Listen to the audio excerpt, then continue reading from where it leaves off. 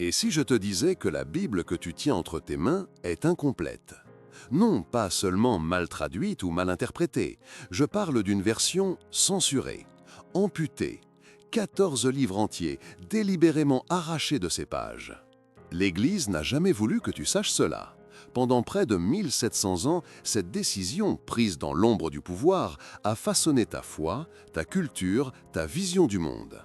En l'an 325, au concile de Nicée, l'empereur Constantin n'a pas seulement uni un empire, il a orchestré la plus grande censure littéraire de l'histoire. La question n'est pas de savoir si cela s'est produit, la question est « pourquoi ?»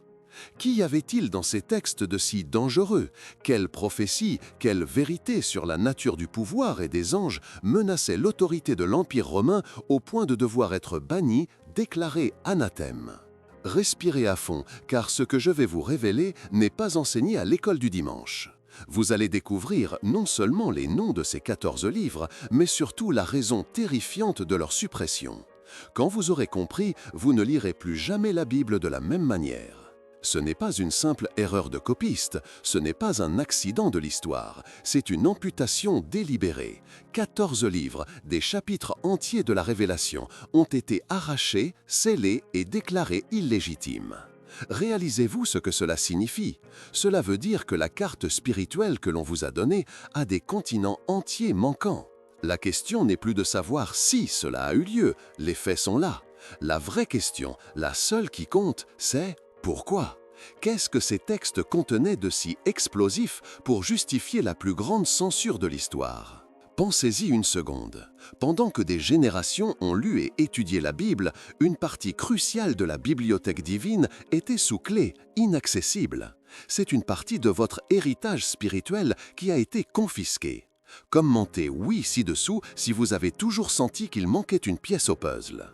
Pour expliquer cette suppression massive, on vous présente généralement 3 récits, 3 théories, et chacune détient une partie de la vérité, mais une seule expose le complot dans son intégralité.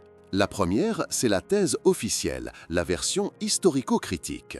On vous dit que ces livres, les apocryphes, n'ont jamais vraiment fait partie du canon hébraïque original, que leur retrait était un simple acte de rigueur théologique, un retour aux sources pour purifier le texte.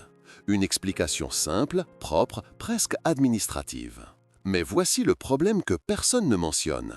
Si c'était si simple, pourquoi l'Église primitive, les apôtres et leurs disciples les ont cités et utilisés pendant plus de 300 ans comme des écritures saintes? La deuxième théorie est celle de la tradition catholique. Elle affirme que ces livres ont toujours fait partie de la Bible chrétienne et que leur suppression fut une décision tardive et idéologique des réformateurs. Une défense de la continuité historique.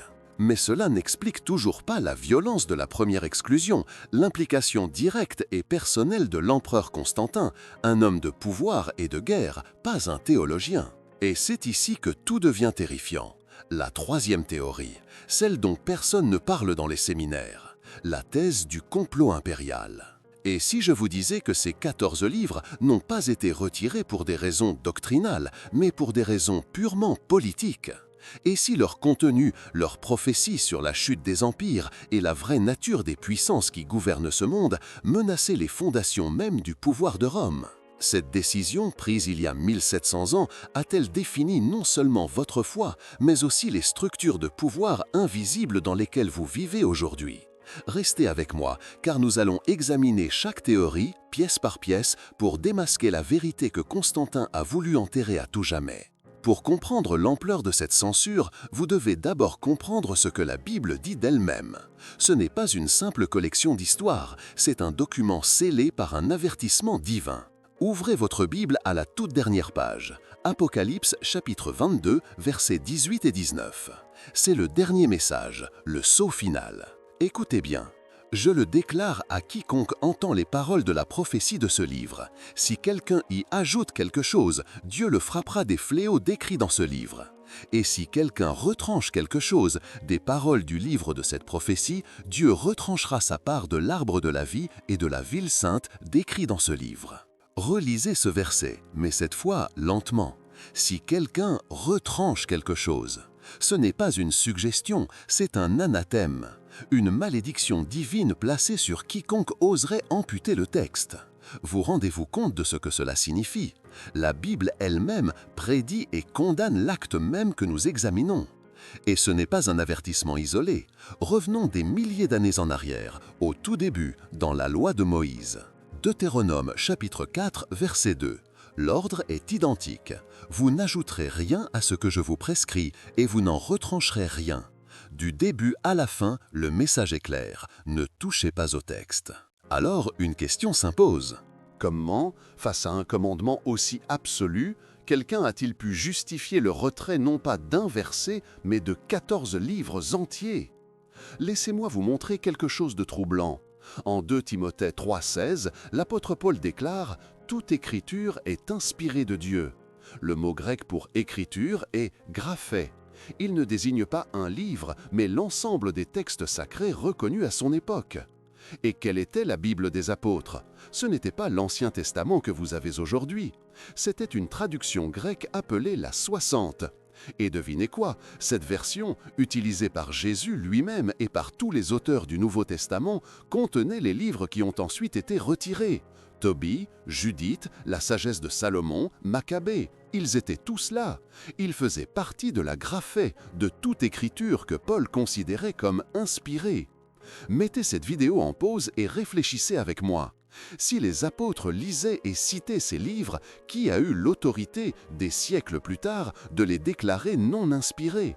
Si ces textes faisaient partie du canon apostolique, sur quelle base ont-ils été arrachés? Ce n'est pas un hasard si le mot « canon » vient du grec « canon » qui signifie la règle, l'étalon de mesure. Celui qui contrôle le canon contrôle la règle de la foi. Il définit les frontières de la vérité divine. Alors, la question qui change tout est la suivante. Qui a saisi cette règle divine et l'a redessinée pour servir un agenda humain, un agenda impérial? Qui a eu l'audace de retrancher ce que les apôtres eux-mêmes lisaient? La réponse se trouve dans les couloirs du pouvoir de l'Empire romain. Alors, comment l'establishment théologique justifie-t-il cette suppression? Entrons dans la première théorie, la thèse officielle, celle que l'on enseigne dans la plupart des séminaires protestants. C'est la version historico-critique. On vous dira que ces 14 livres, que l'on appelle les apocryphes, n'ont jamais réellement fait partie du canon hébraïque original. La Bible des anciens Juifs, celle de l'époque de Jésus, ne les contenait pas. Selon cette vision, ces textes sont des ajouts tardifs, écrits pendant la période entre l'Ancien et le Nouveau Testament, souvent en grec et non en hébreu sacré. Leur retrait n'était donc pas une censure, mais une correction, un acte de pureté théologique, un retour aux sources pour restaurer la Bible dans sa forme originelle, non corrompue. Des figures comme Martin Luther, au XVIe siècle, ont défendu cette idée. Pour lui, il s'agissait de débarrasser la foi des traditions humaines pour revenir à la seule parole de Dieu. C'est une explication simple, propre, presque administrative. Elle semble logique et met fin à toute idée de complot. Mais voici le problème que personne ne mentionne. Une faille béante dans ce récit si bien ordonné. La Bible que les apôtres lisaient et citaient au quotidien n'était pas le canon hébraïque, mais une traduction grecque appelée la 60. C'était la version la plus répandue à leur époque. Et cette version, la 60, utilisée par Paul, par Pierre et citée dans les évangiles, contenait ces fameux livres. Ils faisaient partie intégrante de l'écriture pour la toute première Église. Vous rendez-vous compte de ce que cela signifie? Si les fondateurs de la foi chrétienne considéraient ces livres comme faisant partie des Écritures inspirées, sur quelle autorité, des siècles plus tard, quelqu'un a-t-il pu décider qu'ils ne l'étaient plus? Cette contradiction est la clé. Elle prouve que l'explication officielle est incomplète, elle cache quelque chose. Si ce n'était pas une simple question de rigueur historique, alors quelle était la véritable motivation? Cette question nous force à nous tourner vers la deuxième théorie, celle de la tradition ininterrompue, une théorie qui défend la présence de ces livres, mais qui, elle aussi, évite de poser la question la plus dérangeante de toutes. Pourquoi un empereur romain s'est-il personnellement impliqué dans ce débat théologique? Face à cette incohérence, une deuxième explication émerge, diamétralement opposée. C'est la thèse catholique, la théorie de la tradition ininterrompue. Elle ne parle pas de censure, mais de continuité historique. Selon cette vision, ces livres ont toujours fait partie de la Bible chrétienne, depuis le début. Pourquoi? Parce qu'ils étaient dans la 60, cette traduction grecque que les apôtres eux-mêmes lisaient et citaient.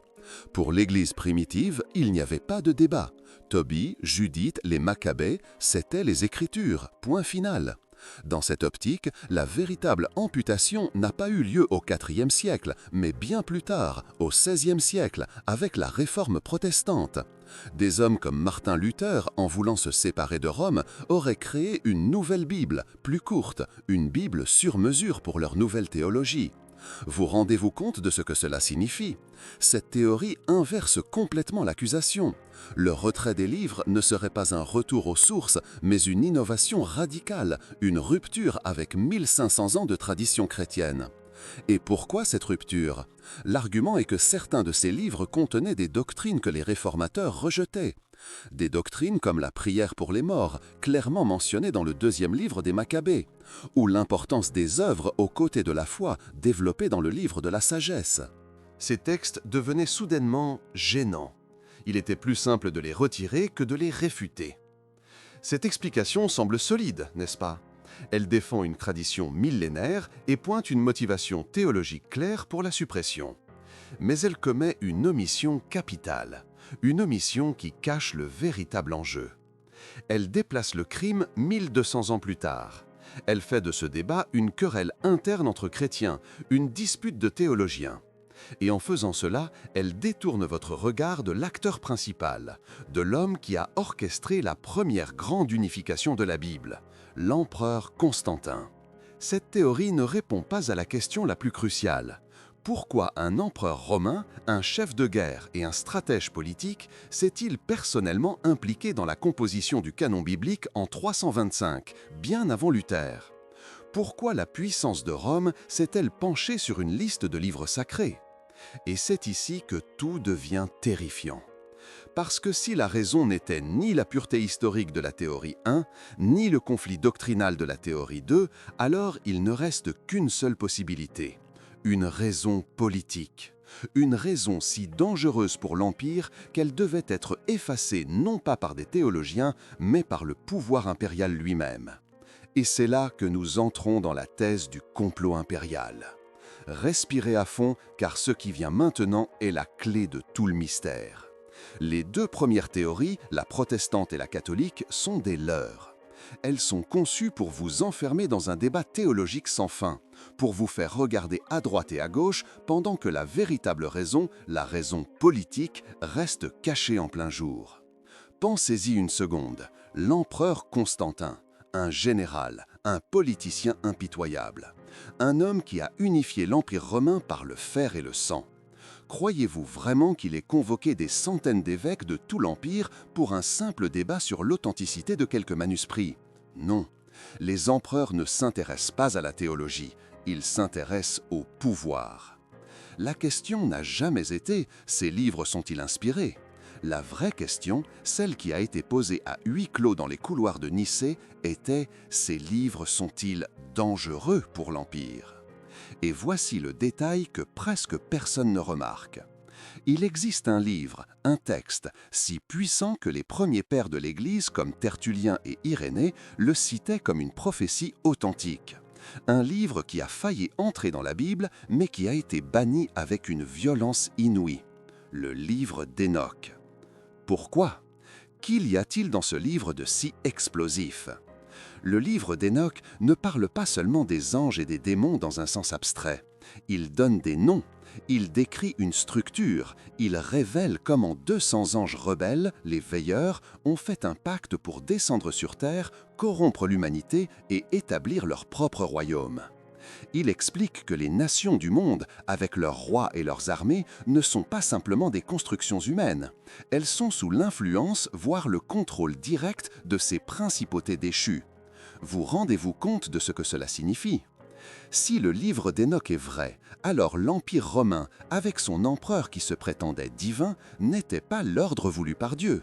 C'était une manifestation de cette structure de pouvoir rebelle, une prison. Pour Constantin, cette révélation était intolérable.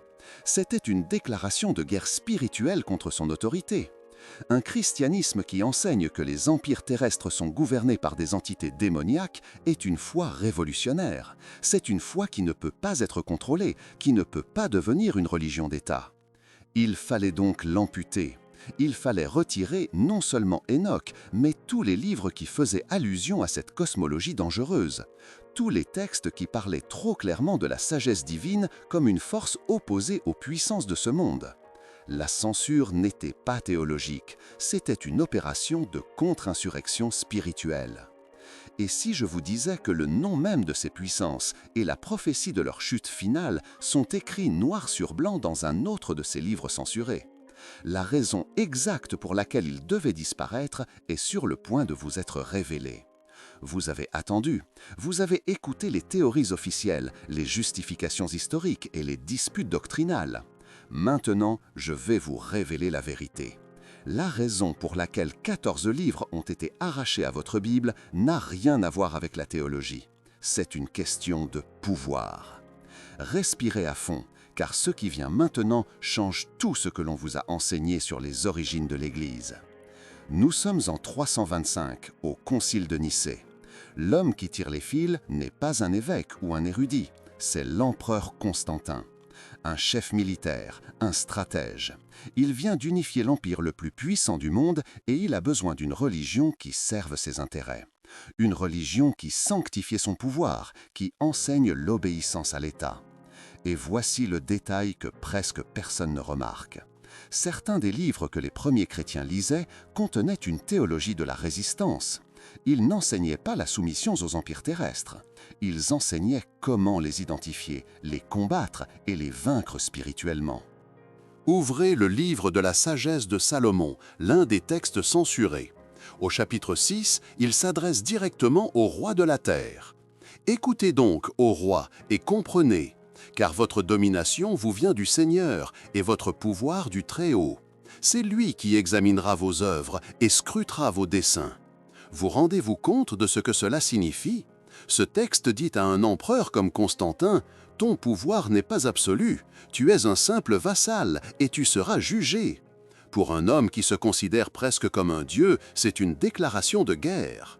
Mais le coup de grâce, la révélation qui a forcé la main de l'Empire, se trouve dans un autre livre, le plus dangereux de tous, le livre d'Enoch.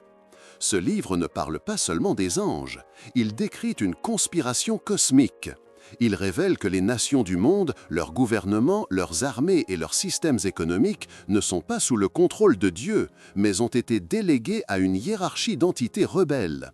Les principautés et les puissances, dont l'apôtre Paul parle dans Éphésiens 6. Enoch leur donne des noms et décrit leur structure de commandement. Si vous avez tenu jusqu'ici, c'est que vous êtes prêts. La raison spécifique, le secret que Constantin devait enterrer à tout prix est le suivant. Respirez bien. Le livre d'Enoch et le livre de la sagesse révèlent que l'Empire romain n'était pas une exception. Il n'était pas l'instrument de Dieu sur terre. Il était la manifestation la plus puissante de ce système de domination terrestre contrôlé par des puissances déchues. Le mot grec utilisé est « archon », qui signifie « prince » ou « gouverneur ». Ces textes affirment que chaque nation a son archon déchu. L'Empire n'était pas divin, il était la propriété d'une de ces entités. Comprenez-vous l'implication? Pour Constantin, accepter ces livres dans le canon biblique revenait à signer son propre arrêt de mort spirituelle. C'était admettre que son trône, sa pourpre impériale, ses légions n'étaient qu'une façade pour une puissance occulte en rébellion contre le vrai Dieu. Et quand vous comprenez cela, vous ne voyez plus jamais l'histoire de la même manière. La censure n'était pas une décision théologique, c'était un acte de survie politique. Il fallait transformer le christianisme d'une force révolutionnaire qui démasque les puissances de ce monde en une religion d'État qui les bénit. Pour ce faire, il fallait couper la source. Il fallait retirer les livres qui donnaient aux croyants la grille de lecture pour comprendre la vraie nature du pouvoir. Ils ont pris la carte complète du territoire spirituel et en ont arraché les continents les plus dangereux. Ils vous ont laissé avec une version édulcorée, pacifiée et surtout inoffensive pour l'Empire. Si cette révélation vous a secoué, écrivez censuré dans les commentaires, car c'est précisément ce qu'ils ont fait à votre héritage. Cette vérité est si profonde qu'elle fait trembler les fondations. L'Empire n'a pas simplement censuré des livres, il a censuré une réalité, une cosmologie. Il a déclaré illégale une vision du monde où les puissances terrestres ne sont que des marionnettes dans un conflit cosmique. Pensez à ce que cela change. La tentation de Jésus dans le désert, rapportée en Matthieu chapitre 4. Satan lui offre tous les royaumes du monde et leur gloire. La question que personne ne pose jamais est « Comment pouvait-il les offrir s'ils ne lui appartenaient pas ?» Jésus ne conteste pas sa possession, il refuse l'offre. Les livres censurés comme Enoch expliquent précisément l'origine de cette autorité usurpée. Ce n'est pas une idée isolée, ce n'est pas une théorie qui repose sur un seul livre interdit. C'est un fil rouge qui parcourt toutes les Écritures, mais que la censure a rendu presque invisible. Ouvrez votre Bible, celle qui est restée, dans le livre de Daniel, chapitre 10. Un ange explique à Daniel pourquoi il a été retardé. Le prince du royaume de Perse m'a résisté 21 jours. Un prince, pas un roi humain, une entité spirituelle, un archon qui gouverne l'empire perse. Vous rendez-vous compte de ce que cela signifie? Le concept était là, en plein jour, dans le canon officiel. Les livres censurés ne faisaient qu'apporter les détails, le contexte, l'histoire complète de cette guerre invisible. Et c'est ici que le plan de Constantin devient diabolique.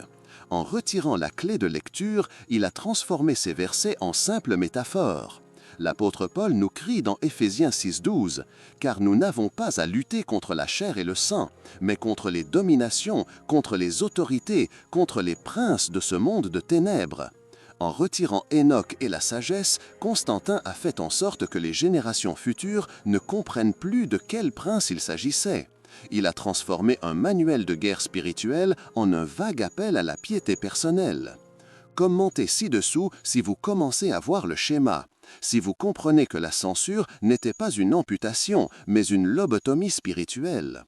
En fusionnant l'Église et l'Empire, Constantin a accompli le coup de maître de l'ennemi. Il a convaincu l'Église de s'allier avec la structure même qu'elle était censée combattre. Il a pris le sel de la terre et l'a dissous dans le vin impérial. Et cette alliance contre nature a défini l'histoire de l'Occident pendant les 1700 années qui ont suivi. Alors, la question n'est plus historique, elle devient personnelle et urgente. Si ce système de contrôle est toujours en place, comment se manifeste-t-il aujourd'hui? Et si je vous disais que tout ceci n'est pas de l'histoire ancienne, que ce n'est pas un simple débat sur des textes vieux de 2000 ans? Jésus lui-même nous a prévenus. En Matthieu chapitre 24, verset 37, il déclare « Ce qui arriva du temps de Noé arrivera de même à l'avènement du Fils de l'homme. » Pensez-y, que s'est-il passé au jour de Noé? C'est précisément ce que le livre d'Enoch, le livre banni par l'Empire, décrit en détail. Une corruption de la création, une manipulation de l'humanité par des puissances rebelles, une violence qui a rempli la terre. Et si nous vivions cela, maintenant, mais à une échelle technologique? Regardez autour de vous. Ce n'est pas un hasard si, à une époque où l'information n'a jamais été aussi accessible, la censure n'a jamais été aussi subtile et puissante. Constantin a imposé un récit officiel en brûlant des parchemins. Aujourd'hui, on impose une pensée unique en manipulant des algorithmes. On ne brûle plus les livres, on les rend invisibles. On ne condamne plus les hérétiques, on les déplatforme. Le mécanisme est le même, contrôler la vérité pour contrôler les esprits. Au jour de Noé, les veilleurs ont corrompu la lignée humaine. Aujourd'hui, sous des noms comme transhumanisme, amélioration génétique ou intelligence artificielle, ne voyez-vous pas la même ambition démesurée, la même tentative de refaçonner la création à l'image de l'homme et non plus à l'image de Dieu? La technologie n'est plus un outil, elle devient une idole, un nouveau veau d'or devant lequel les nations se prosternent. Alors, la question n'est plus historique, elle est personnelle, urgente. Maintenant que vous savez qu'une partie de la carte vous a été cachée, quel chemin allez-vous choisir? Choisirez-vous le confort de la version officielle, la religion pacifiée de l'Empire qui bénit les puissances de ce monde?